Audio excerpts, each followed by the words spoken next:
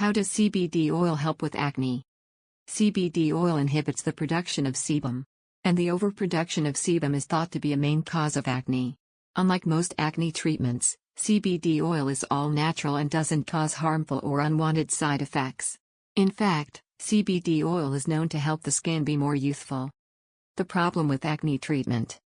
Although acne is incredibly common, there are few treatment options that guarantee success.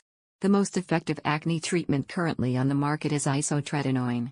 Originally marketed as Accutane, generics on the market replaced the well-known treatment after a lot of controversy. Accutane and its generics come with severe risks. It can cause birth defects if used when pregnant, and has been linked to major depression leading to suicide.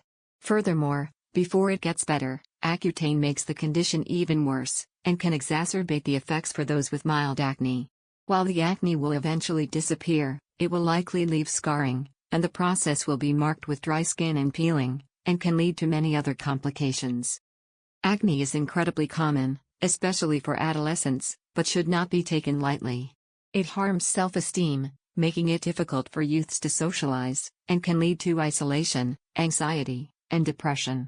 If not treated properly, it can leave permanent scarring.